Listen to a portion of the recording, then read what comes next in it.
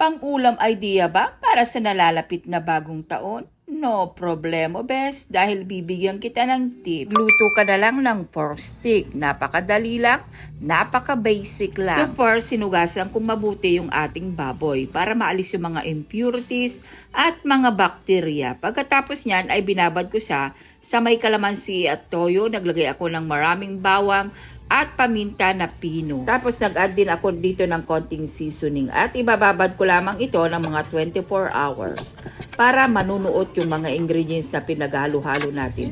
Pagkatapos ng 24 hours, siyempre pinirito ko na siya at hindi ko na ipakita sa video. Dito sa pinagprituhan ko dun sa baboy, ay nanggisa na ako ng maraming bawang at maraming sibuyas. Tapos naglagay ako ng konting oyster sauce. Siyempre, yung sabaw ng ating pinagbabadan ay eto na siya, best. Ilalagay ko na at ilalagay ko na rin pati yung ating pinirito na pork. At habang pinapalambot natin ito, ay nilalagyan ko na siya ng maraming sibuyas. Tapos, pinakulo ko lang ito ng mga 10 taon. Char!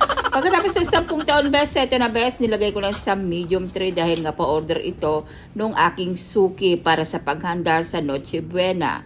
Ito na best ang finished product ng aming pa-order sa Food Bilao. Siyempre, kailangan namin itong i-deliver sa tamang takdang oras bago sumapit ang Kapaskuhan. Kinabukasan best, December 25, hindi ako tumanggap ng aking mga pa-order. Siyempre mga best, kailangan kong i-reward si self. Para naman ma-relax ako sa buong taong kong pagluluto best. Eto, bumili naman ako ng aming makakain ng aking mga anak, mga junakis. Siyempre, hindi nawawala dyan yung aking mga dosisteret. Tignan nyo naman. O, diba, Park? Nagbubudol lang yan si Ate Bes. Char! Ay, naku, bahala kayong mag-ikot-ikot dyan. Basta heto ako, magpapahinga muna. Ay, Bes, ang sarap naman ng inuupuan namin. Sarap naman dito sa sala namin pala, Bes. Ay, naku. Ay, naku, Bes. Nandito pala ako sa ako.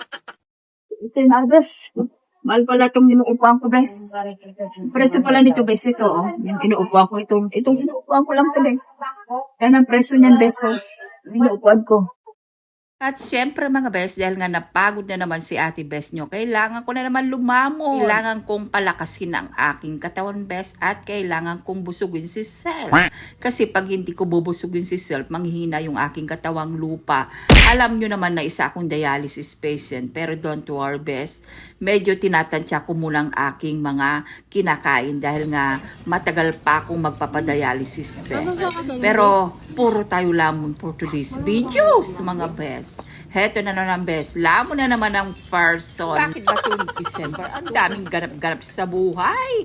Puro mga pagkain na masasarap best. Yan tuloy, hindi ko makontrol ang aking self. So ayun lang best, share ko lang, ingat. God bless, bye!